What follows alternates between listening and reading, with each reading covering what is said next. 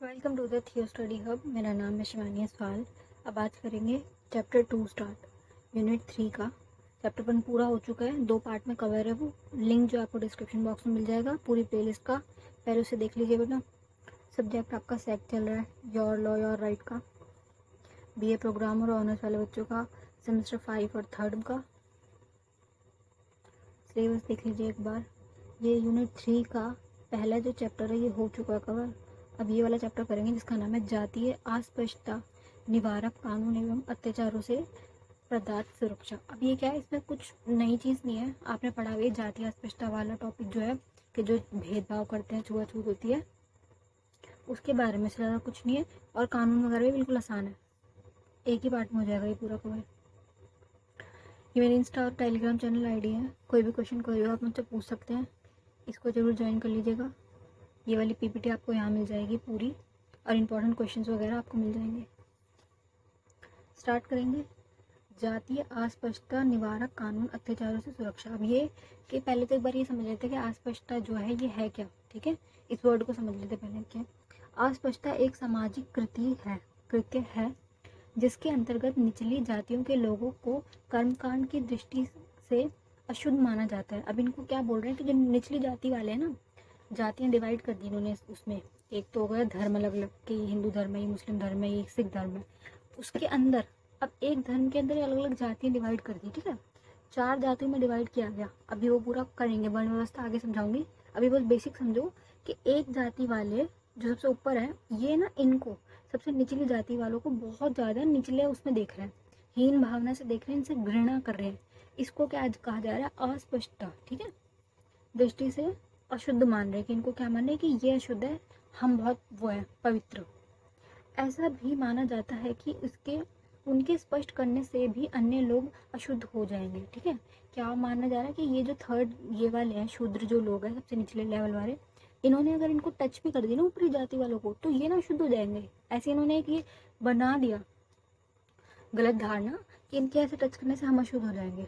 जाति व्यवस्था का अधिक्रम में निचली जातियों सबसे नीचे थी, ठीक है।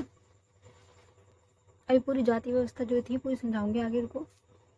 अस्पष्टता का अर्थ क्या है, अब ये बोल रहा है उसी चीज को एक बार दोबारा देख लो। अस्पष्टता का अर्थ, इसमें सामान्य भाषा में लोग अछूत कहते हैं। क्या बोलते हैं बेटा, अछूत, क्योंकि तुम किसी चीज से छुआछूत कर रहे हो, कि तुमने मुझे टच भी कर दिया तो मैं एकदम खराब हो जाऊंगा, पवित्र, मेरी पवित्रता खराब हो जाएगी, ऐसे। इसका मतलब यह हुआ कि किसी व्यक्ति या समूह के सभी लोगों के शरीर को सीधे छूने से बचना या रोकना, कि उनके टच नहीं होना चाहिए हमें। टच तो बहुत दूर की बात है, देखने तक को ये वो मान रहे थे कि अगर मान लो किसी शूद्र बंदे ने किसी पंडित वाली जात को, सबसे ऊपर जो ब्राह्मण जात वाले, उसको अगर देख भी लिया तो वो देखने से भी अशुद्ध हो जाएगा, इतना ज़्यादा इनका वो चल रहा था, ठीक है। अस्पष्टता का सर्वप्रथम कारण प्रजातीय भावना का विकास है। ये अब क्या, अस्पष्टता क्यों आई, क्योंकि ये जो प्रजातीय भावना है ना, कि हमारी जात सबसे ऊपर, जो जातियों में बांट दिया गया लोगों को कि ये वाली ये जाति फिर ये वाली जात, इसके कारण ये हुआ। कुछ प्रजातियां अपने को दूसरे प्रजाति से श्रेष्ठ मानती थी। जो सबसे ऊपर वाली प्रजातियां थी, क्या मानती थी अपने आप को श्रेष्ठ, कि सबसे ऊपर है हम। इनका काम क्या था, भगवान की पूजा करना। जो ब्राह्मण थे इनका काम क्या था, हम बेसिकली कि भगवान की पूजा करना, वेदों को लिखना वगैरह, वेद दूसरों को पढ़ाना। लेकिन उन्होंने क्या कर दिया, भगवान की पूजा करते करते खुद को भगवान समझने लग गए कि हम ही भगवान हैं। इनके मन में ऐसी फीलिंग आ गई। और जो निचले तबके वाले लोग हैं, जिनका काम नॉर्मल काम वगैरह है, क्लीनिंग का काम हो गया, बिजनेस वगैरह का, इनको ये मानने लग गए कि ये मतलब बिल्कुल ही बहुत गंदे लोग मानने लगे इनको, कि इनको तो देखना भी पाप है, ऐसे मानने लगे। अमेरिकी गोरे निगरी जाति के लोगों को हीन भावना से मानते हैं। अब ये उसी के उदाहरण दे रहे हैं कि जैसे अमेरिका वाले हैं, गोरे जो लोग हैं वो काले वाले लोगों को हीन भावना से देखते हैं। इसके अतिरिक्त भारत में स्वर्ण जातियों द्वारा छूट माना जाता था। अभी जाति सिस्टम पढ़ लेते हैं एक बार, देखो बेटा।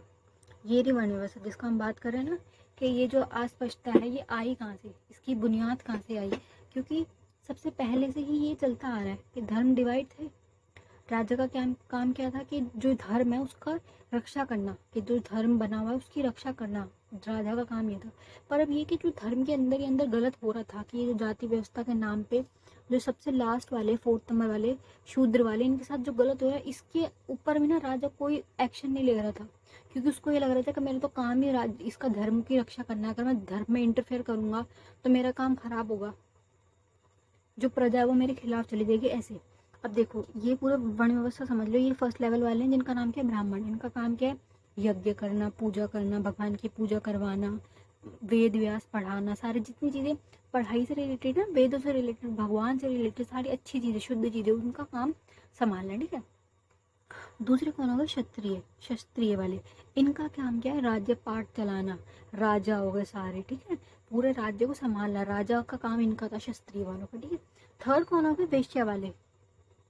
अब वैश्य वालों का काम क्या था, नॉर्मल जैसे बिजनेस करना, खेती करना, कि खेती खाना बना रहे हैं, खेती के लिए खाने का उत्पादन वगैरह करना, उसको बेचना, बाजार वगैरह में चीज़ें जो बिकती है, डेयरी प्रोडक्ट्स हो गए, सारे प्रोडक्ट्स वगैरह काम करना, ठीक है। अब लास्ट जो फोर्थ वाले हैं ना, इनका काम क्या था, इन बाकी के जो 3 धर्म है इनकी सेवा करना, सेवादारों का काम, कि नौकर का काम घर में आके नौकरी करना, नौकर का काम क्लीनिंग का काम सारा, वॉशरूम वगैरह क्लीन करना, कोई मर गया तो उसकी बॉडी वगैरह को क्लीन करवाना, कोई जानवर मर गया तो उसकी जगह को साफ करवाना, ऐसे सारे ये वाले काम इनके उसमें हो गए। अब ये क्या कि इसको काम को ना थोप दिया गया इनके ऊपर कि तुम कुछ और कर ही नहीं सकते, तुम्हारा काम यही है, तुम्हें ये ही करना पड़ेगा, चाहे तुम्हारे घर का बच्चा कितना ही ज़्यादा विद्वान क्यों ना पैदा हो जाए, चाहे वो कितना ज़्यादा अच्छा क्यों ना हो, क्या पता वो इनसे ज़्यादा विद्वान हो, क्या पता वो इनसे ज़्यादा अच्छा राज्य संभाल सके, लेकिन नहीं, उसका काम फिक्स कर दिया कि तुम्हें करना यही है, तुम इससे आगे नहीं बढ़ सकते। ये इनकी गंदी मानसिकता थी कि इनके साथ इतना बुरा व्यवहार कर रहे थे कि इनको मतलब जीने नहीं दे रहे थे, बिल्कुल हद से ज़्यादा इतना कर दिया था कि इनको गाँव में एंट्री नहीं थी। गांव की जो संरचना थी इस प्रकार थी कि जो बीच में सेंटर में कौन रहेंगे, ये वाले फर्स्ट वाले ब्राह्मण्स, फिर उसके बाद सेकंड नंबर पे ये रहेंगे, फिर थर्ड नंबर वाले आएंगे।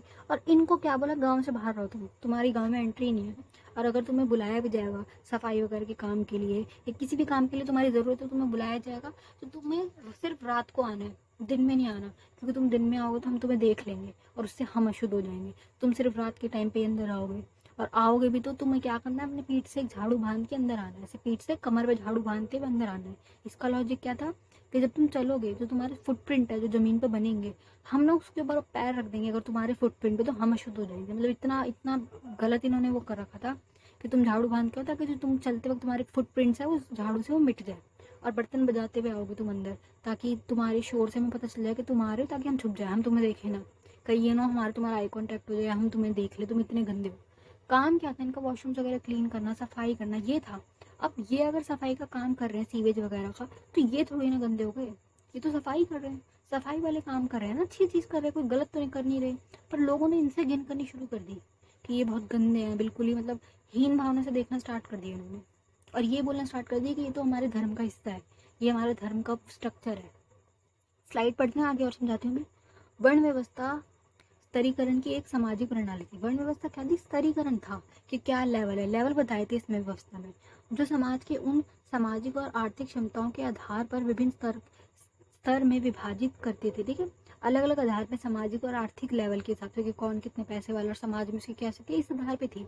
लेकिन उन्होंने क्या कर दिया, वर्ण व्यवस्था पदानुक्रम प्रणाली प्रारंभिक वैदिक काल के दौरान चली थी। अभी उसकी डिटेल बता रहे हैं कि कब की है ये, प्रारंभिक वैदिक काल की थी। वर्ण व्यवस्था का सबसे पहला स्तंभ ऋग्वेद में 10वें मंडल में पाया जाता है। अब ये इसमें बता रहे हैं कि ये कब पाया जाता है। इसके बाद क्या है, वर्ण व्यवस्था को भगवान द्वारा निर्मित बताकर उसे धर्म से जोड़ा गया। इन्होंने क्या कर दिया कि वर्ण व्यवस्था को बताने के लिए कि ये ठीक है, ये अच्छी चीज़ है, इसको क्या बोल दिया कि ये भगवान द्वारा निर्मित है, हमने नहीं बनाया, भगवान ने बनाया। और ऐसा कुछ है नहीं, कहीं भी किसी भगवान की किसी भी ग्रंथ में ऐसा नहीं लिखा हुआ कि इनके साथ इतना बुरा व्यवहार करो। वे उसे स्थायी रूप से दृढ़ किया गया है, ठीक है। उन्होंने क्या बोला कि भगवान ने बनाया है, या भगवान ने स्थायी रूप से इसको वो कर दिया है फिक्स, जिसके कारण निहित स्वार्थवालों ने के शोषण की जड़ें गहरी होती चली गई। क्या है, अब जो कर रहे थे गंदे लोग जो थे, जो सबसे ऊपर धर्म वाले थे, इन्होंने क्या करते चले गए, इनके साथ बुरा व्यवहार करते चले गए, ठीक है। शीर्ष शीर्ष पर बैठे पीढ़ी दर पीढ़ी निचली वाली सीढ़ी के लोगों के साथ सदियों तक निर्ममता पूर्ण शोषण करती चली गई। निर्ममता पूर्ण क्या मतलब, कंटिन्यूसली सदियों सदियों पीढ़ियों से ही इनके साथ बुरा होता जा रहा था और करते चले गए, इनका शोषण होता चला गया बुरी तरीके से। उन लोगों को बिल्कुल मतलब इंसान भी नहीं मान रहे थे, बिल्कुल उनको जानवर मान रहे थे। मनुस्मृति में वाली बात लिखी हुई है कि किसी कुत्ता बिल्ली मैना को मारने के पाप से भी कम पाप है इनकी जान लेना, इनको मारना। इतना ज़्यादा इन्होंने वो कर दिया था कि इनको स्कूल में नहीं आने देंगे, इनको मंदिर नहीं आने देंगे, इनको एक कुएं से पानी नहीं पीने देंगे, और ये जहाँ जा रहे हैं वहाँ से हम नहीं जाएंगे, इनका रास्ता अलग है। सब कुछ वो था, उनको मना कर दिया गया कि तुम पढ़ाई से रिलेटेड कोई काम नहीं कर सकते, वेदों को नहीं टच कर सकते, तुम भगवान की चीज़ों को। इन्होंने इतना ज़्यादा उनके साथ गलत किया कि एक टाइम तो ऐसा है उन लोगों ने इस धर्म को ही छोड़ना स्टार्ट कर दिया, क्योंकि उन्हें पता था हमारे साथ इतना गलत कर रहे हैं हम, अब तक कोई इंसान कैसे रहेगा इतनी इतनी ज़्यादा इंसल्ट करवा के। तो क्या किया इन्होंने, हिंदू धर्म ही छोड़ना स्टार्ट कर दिया। इन्होंने क्या स्टार्ट कर दिया, इस्लाम में चले गए, क्योंकि वहाँ इतना ये वाले ऐसा नहीं था। सिख धर्म अपना लिया इन्होंने, धर्म छोड़ना स्टार्ट करा।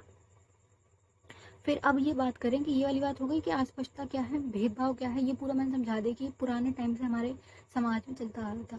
उसके बाद अंग्रेज आ गए, उन्होंने और ज़्यादा इसको वो कर दिया, डिवाइड एंड रूल में उन्होंने और कर दिया कि और लोग डिवाइड हो जाए, सब एक न हो जाए, उनको और दूर दूर करते रहे, उन्होंने और ख़राब किया। अब ये कि इसको हमारी सरकार ने कैसे ठीक किया, उसके कानून पढ़ेंगे हम, ठीक है, कि कैसे इनके लिए हमने क्या क्या अधिकार लाए, कौन कौन से कानून लाए, कैसे समानता की गई, कैसे स्वतंत्रता की गई, ये सारे कानून पढ़ने हमें, ठीक है। आसान है, कुछ डिफिकल्ट नहीं है इसमें। अब ये क्या, संवैधानिक प्रावधान, जो भी हमने पढ़ा कि जो इतना गलत किया जा रहा है इनके साथ, किया गया, ठीक है, इतना भेदभाव, इतना छुआ-छूत किया गया, उसके लिए सरकार ने अब क्या किया, संवैधानिक प्रावधान पढ़ेंगे, ठीक है। अम्बेडकर और गांधी के प्रयासों ने भारत की संविधान सभा में सबसे पहले अस्पृश्यता के विरोध करने के की गति निर्धारित की, ठीक है। भारतीय संविधान में ऐसे प्रावधान हैं जो समानता, ठीक है, समानता मतलब क्या बेटा, सब बराबर, सब इक्वल, कोई वर्ण व्यवस्था नहीं होगी, कोई ऊपर नहीं कोई नीचे नहीं, सब इक्वल, सब इसमें आएंगे बराबरी में, ठीक है। स्वतंत्रता के, सब स्वतंत्र है, कोई भी कुछ भी कर सकते हो, तुम इसे रोक नहीं सकते कि तुम्हारा काम क्लीनिंग का तो तुम ही क्लीनिंग करोगे। अगर भाई उसका काम किसी और चीज़ में है, उसका मन किसी और चीज़ में है, वो पढ़ाना चाह रहा है, वो खुद पढ़ना चाह रहा है, तो तुम उसे रोक नहीं सकते, स्वतंत्र है वो व्यक्ति, उसकी मर्जी वो क्या करना चाह रहा है। भेदभाव के खिलाफ अधिकार बनाए, कि इनके साथ जो भेदभाव हो रहा था उसके खिलाफ अधिकार बना दिए गए, तथा अस्पृश्यता के उन्मूलन को सुनिश्चित किया गया। जो ये अस्पष्टता, इसको ठीक करने के लिए सुनिश्चित किया गया, जिसके उल्लेख संविधान के भाग 3 में अनुच्छेद 14 से 35 तक मिलता है। अब देखो बेटा, जो हमारे पूरे 5 मौलिक अधिकार हमने पढ़े हुए हैं ना, वो सब इसमें इंक्लूड हो जाएंगे, वो सब आपने पहले से किए हुए हैं, कुछ उसमें नई चीज़ नहीं है। अस्पष्टता मैंने आपको समझा दिया, उसको अच्छे से कर लो एक बार, सारे उनको मौलिक अधिकारों को, वो सब इसमें इंक्लूड होंगे, ठीक। 14 से स्टार्ट होते हैं ना वो, ये वही है, 14 से 35 तक केवल भारत के लोगों के सभी प्रकार के अधिकारों को सुनिश्चित करते हैं, ठीक है, सारे मौलिक अधिकार आ जाएंगे इसमें। इसमें अनुच्छेद 14 कानून के समक्ष समानता, ठीक है, समानता वाला टॉपिक हमने पीछे भी डीप में करा, फिर से वही आ रहा है कि सब बराबर कर दिए गए हमारे संविधान के द्वारा। पहले कैसे थे, वर्ण थे, पहला वर्ण, दूसरा वर्ण, तीसरा वर्ण, चौथा वर्ण, सबसे निचले वाले वर्ण की सब मिलके शोषण कर रहे थे, है ना। अब क्या कर दिया गया, सब इक्वल, कोई शोषण नहीं करेगा। अनुच्छेद 15, जो सारे अनुच्छेद है ना बेटा लिख लो, क्योंकि दिक्कत क्या होती है बच्चे को, अनुच्छेद के नंबर भूल जाते हैं, आगे पीछे हो गए फिर वो कट गए नंबर। अब ये इसको लिख लो, अनुच्छेद 15 क्या बोल रहा है, भेदभाव के खिलाफ निषेध, की कोई भेदभाव नहीं करेगा, ठीक है। अनुच्छेद 16 क्या बोल रहा है, अवसर की समानता, कि सबको समान अवसर मिलेगा, अगर कोई नौकरी है या कोई भी कार्यस्थल है, सब इक्वली अवसर होगा। ऐसा नहीं कि तुम नहीं आ सकते, तुम नहीं आ सकते, तुम वो ब्राह्मण हो तो तुम्हारे लिए ज़्यादा सीट्स है, ऐसा कुछ नहीं, सब इक्वल है। प्लस रिजर्वेशन भी कर दी गई है। रिजर्वेशन क्या है बेटा, आरक्षण। अब इसको क्या बोलते हैं, न्यायपूर्ण समानता। इसमें क्या है, जिनके साथ बहुत ज़्यादा गलत हुआ है ना, 4 वर्ण थे देखो बेटा, जो पहले वर्ण वाले के साथ कभी कुछ गलत हुआ नहीं, ये अमीर पहले से, ये शुरू से ही अमीर, इनके दादा परदादा अमीर, फिर ये और अमीर होते चले गए। जो सबसे निचले तबके वाले हैं, इनको तो कभी उठने ही नहीं दिया गया ना, इनकी हालत कितनी ख़राब थी, इनको तो कुछ काम ही नहीं करने दिया, कभी पैसा कमाने ही नहीं दिया। तो अब अगर ये आते हैं तो ये खड़े कैसे कर पाएंगे, इनको स्टैंड ये कैसे करेंगे अपने आप को। तो ये कि इनको जिसको ज़रूरत है उसको एक्स्ट्रा दे दिया थोड़ा सा, ये है आरक्षण, जिनको ज़रूरत है उनको ज़्यादा दे दिया गया। तो इसलिए क्या कर दिया गया, हर जगह पे कार्यस्थल वगैरह पे सब तो इक्वल है, समान अवसर है, लेकिन इनके लिए सीटें वगैरह रिजर्व कर दी। SC ST तबके की सीटें रिजर्व होती है ना, वो यही कारण है। शिक्षा में, नौकरियों में, कॉलेजेस वगैरह में हर जगह थोड़ी थोड़ी सीट्स इनके लिए रिजर्व कर दी गई और इनको आगे बढ़ाने का मौका दिया गया। तभी रीज़न होता है कि SC वालों की जो कट ऑफ होती है थोड़ी कम जाती है, जनरल वालों की थोड़ी ऊपर जाती है, इनको मौका दिया जाता है कि तुम आओ कम कट ऑफ में, तुम्हें इनको पढ़ने का मतलब हर जगह इनको मौका दिया जाता है। अवसर की समानता हो गया। 17 क्या कह रहा है, अस्पष्टता को उन्मूलन, के अस्पष्टता को कम किया जाए, ठीक है। अनुच्छेद 21 क्या कह रहा है, जीवन का अधिकार, सबको जीने का अधिकार है। जो ये कह रहे थे ना मनुस्मृति वाले कि इनका तो जीने का कोई अधिकार नहीं है, इनका इनकी पत्नी पे कोई अधिकार नहीं है, इनको कुछ नहीं, इनका काम सिर्फ सेवा करने का, ये सब खत्म, सबका जीवन का अधिकार है। अनुच्छेद 21 ये कह रहा है। शामिल है जो अछूतों की सुरक्षा के लिए बहुत महत्वपूर्ण है। ये क्या है, अछूत लोग जो हैं, जिनको शूद्र वाले हैं, जिनके साथ गलत किया जा रहा था, इनके लिए बहुत ज़्यादा महत्वपूर्ण है, ठीक है बेटा। अनुच्छेद 14 में सभी नागरिकों को कानून के समक्ष समानता मान गया। सारे नागरिक अब क्या कर दिए गए, इक्वल कर दिए, कानून की नज़रों में सब बराबर है। ठीक है, कानून का समान संरक्षण प्रदान करेगी। क्या बोले, कानून जो है समान संरक्षण प्रदान करेगा।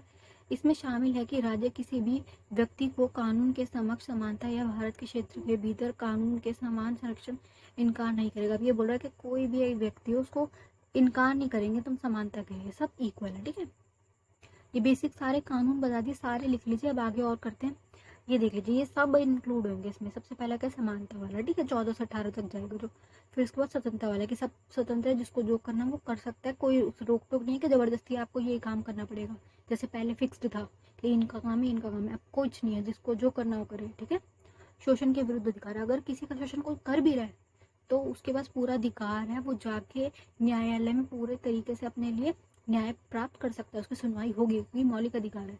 धर्म के स्वतंत्रता का अधिकार, अब ये पहले क्या था, इनको धर्म मानने की आज़ादी नहीं थी। जो शूद्र वाले थे इनके साथ क्या था कि तुम मंदिर में एंट्री नहीं ले सकते, तुम भगवान की कोई भी किताब नहीं पढ़ सकते, धर्म ग्रंथ कोई नहीं पढ़ सकते, ये सब बंद कर दिया। धर्म की स्वतंत्रता, तुम्हें जिस धर्म को मानना तुम मान सकते हो, तुम अपना धर्म मान रहे हो या किसी भी का जो भी धार्मिक स्थल है यहाँ पे कोई भी किसी को जाने से नहीं रोक सकता, चाहे वो किसी दूसरे धर्म का क्यों ना हो। पहले क्या कर रहे थे, अपने खुद के हिंदू धर्म वालों को नहीं घुसने दे रहे थे मंदिर में। अब क्या कर दिया गया, धर्म की स्वतंत्रता, कोई भी कहीं भी जा सकता है ना। हम सारे देख लो, बंगला साहिब वगैरह जाते हैं, मस्जिद मजार सब जगह जाते हैं, ऐसे इन्होंने एक अच्छा लेवल ला दिया। नेक्स्ट क्या है, संस्कृति और शिक्षा का संबंधी अधिकार। पहले क्या था, इनको पढ़ने का अलाउ नहीं था, इनको स्कूल में एंट्री तक ही नहीं दी जाती थी कि तुम्हारा काम तो सिर्फ क्लीनिंग का है, पढ़ के क्या करोगे, नहीं आने देते थे कि यहाँ सिर्फ ब्राह्मणों के बच्चे पढ़ेंगे, ये तुम इनके साथ नहीं बैठ सकते, हम अशुद्ध हो जाएंगे। ये सब बंद। शिक्षा का अधिकार सबको है, सबको पढ़ाया जाएगा। संस्कृति का अधिकार, अपनी संस्कृति मानेगा। लास्ट क्या है, संवैधानिक उपचारों का अधिकार। अगर ये पांचों का कोई हनन करता है तो आर्टिकल 32 के द्वारा आप रिट जारी करवा के इसके जिसने भी अधिकार आपका हनन किया है उसके खिलाफ केस कर सकते हो और अपनी न्याय प्राप्त कर सकते हो। नेक्स्ट क्या है, अनुच्छेद 15 कहता है कि राज्य, धर्म, जाति, लिंग, अदना, जन्म स्थान या उसके किसी भी आधार पर किसी भी नागरिक के साथ भेदभाव नहीं करेगा। सारे अधिकार ले लिए इसने। ठीक है, धर्म हो गया, जाति हो गई, लिंग हो गया, जन्म का स्थान हो गया, सारे वो ले ली टॉपिक।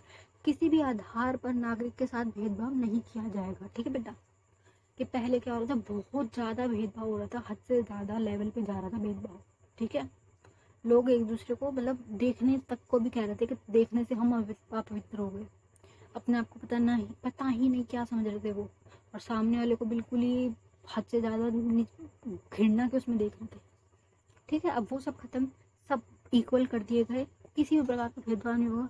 कोई भी नागरिक केवल धर्म या जाति या जन्म स्तर या विषमता, अक्षमता, दायित्व उनमें से किसी भी आधार पर इन शर्तों के अधीन नहीं आएगा। ठीक है, भेदभाव नहीं होगा किसी भी शर्त पे, इन सारी शर्तों के आधार पर नहीं होगा। ठीक है, सार्वजनिक दुकानें, ठीक है, सार्वजनिक दुकानें जो पब्लिक होती है सबके लिए हैं, वो रेस्टोरेंट, होटल, सार्वजनिक मनोरंजन स्थल तक पहुँच।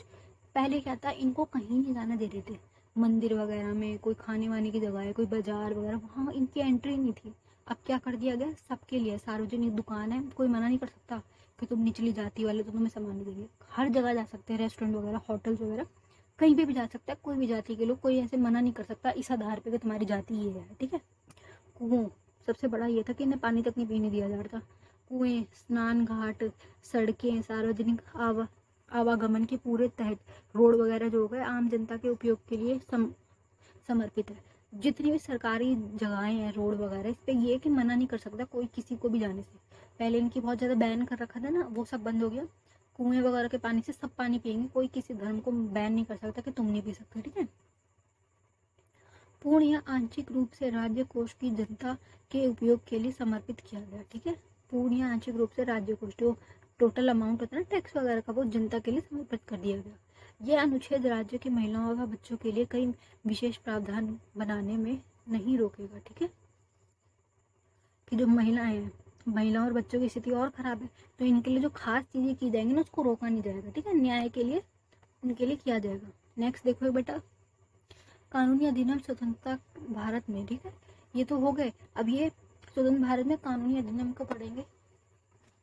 भारत सरकार ने दलित व मानवाधिकार की रक्षा के लिए मानव अधिकार और दलित जो गरीब लोग हैं, निचले तबके वाले जो थे, इनके लिए रक्षा के लिए उनकी सामाजिक आर्थिक स्थितियों को सुधारने हेतु कानूनी, प्रशासनिक व विकासात्मक उपाय किए। ठीक है, बहुत सारे अलग अलग लेवल पे जाके उन्होंने विकास के लिए उपाय किए। जैसे मान लो फ्री में शिक्षा दे रहे हैं, बहुत ज़्यादा गरीब लोगों को राशन दे दिया गया, उनके कार्ड बना दिए गए बिलो पॉवर्टी लाइन वाले कि तुम्हें खाना देंगे, रहने की जगह दे दी गई, गैस सिलेंडर्स दे दिए, हर महीने थोड़े कुछ पैसे दे दिए, ऐसे कर करके हर रूप से चारों तरफ से इनकी हेल्प की गई। ठीक है, इनके लिए उपाय किया गया कि इनको कैसे स्टैंड किया जाए, जो बिल्कुल ही हाशिए पे, जो बिल्कुल एंड पे बेटा। नागरिक अधिकारों का संरक्षण अधिनियम 1995 वाले में, इसमें क्या है 1995 वाले में, इसको ये लिख लो बेटा। ये क्या बनाया गया, एक संगठन। अब अगर मान लो कि पेपर में ये आ जाता है कि नागरिक अधिकार का संरक्षण अधिनियम 1995 क्या है, तो ये पूरा इसमें ये वाला पूरा टॉपिक इंक्लूड हो जाएगा। क्योंकि इन्होंने क्या किया, एक संगठन बना दिया गया पूरा, जिसका काम किया इस वाले टॉपिक को देखना कि किसी के साथ भेदभाव ना हो, अगर किसी के साथ भेदभाव हो रहा है तो उसको कैसे हैंडल करना, ये सारी चीज़ें इसमें आ जाएगी। ठीक है, तथा अत्याचार निवारक अधिनियम 1989। ठीक है, नेक्स्ट उसमें कितने 3-4 साल बाद ये वाला अधिनियम के साथ साथ दलित की रक्षा की, जाति आधारित हिंसा या अत्याचार के शिकार लोगों को न्याय सुरक्षा सुनिश्चित कराने के लिए 14 अधिनियम बनाए गए। ठीक है, बहुत सारे अलग अलग अधिनियम बनाए गए, उनको बता रहे हैं। इसके अलावा 1995 और 2016 ठीक है में अत्याचार निवारक अधिनियम संशोधन किया गया। अभी उन्होंने क्या किया, 95 वाला और 16 में इसका अत्याचार निवारक अधिनियम को संशोधन किया, में अमेंडमेंट कर दिए, पुराने कानून में अमेंडमेंट करके उसको और स्ट्रॉन्ग बना दिया गया, उसे और अच्छा बना दिया गया। इस कानून का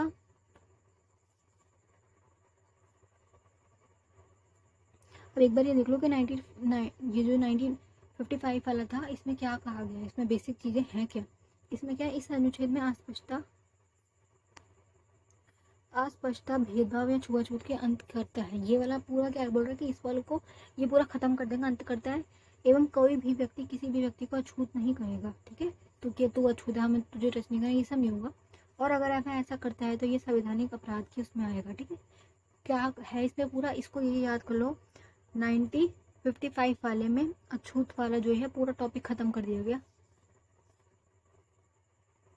और ये जो बेटा अभी हमने पढ़े हैं ना, ये सारे पॉइंट्स, ये सब इसमें इंक्लूड होंगे। ठीक है, ये इसी के पॉइंट्स हैं, इसमें सब सारी चीज़ें आ जाएंगी। कोई किसी को रोक नहीं सकता, कोई किसी का अपमान नहीं कर सकता, कोई किसी को ये नहीं कहेगा कि तुम इस चीज़ का उपयोग नहीं कर सकते, सार्वजनिक स्थल पे तुम आ नहीं सकते। ये सारी चीज़ें इसमें आ जाएगी। कोई किसी की एंट्री नहीं रोक सकता। ठीक है, कोई किसी को गलत नहीं बोलेगा कि तुम निचली जाति क्यों। ठीक है, उनके लिए वो कर दिया गया फ्री शिक्षा, फ्री खाना, फ्री में उनको अनाज वगैरह मिलता है ना, गेहूँ चावल दाल वगैरह उनको मिलता है हर महीने का, वो सारी चीज़ें कर दी गई। थोड़ा आरक्षण दे दिया गया स्कूल्स में, कॉलेजेस वगैरह में, पंचायत में दे दिया गया आरक्षण, SC ST वालों को, वुमेन वालों को दे दिया। जो जितनी सारी चीज़ें हैं ना, ये सब इसमें इंक्लूड होती चली जाएंगी कि इनको कैसे कैसे बताया गया। प्लस जो 5 मौलिक अधिकार है वो भी, कि समानता का अधिकार, स्वतंत्रता का अधिकार, धर्म निभाने का अधिकार, कोई भी धर्म मान सकते, ये सारी चीज़ें इसमें इंक्लूड हो जाएंगी। बस इससे ज़्यादा कुछ नहीं है, चैप्टर आसान है ये। किसी को अब भी कुछ ना समझ आए तो आप मुझसे पूछ सकते हैं कमेंट बॉक्स में। Thanks for watching.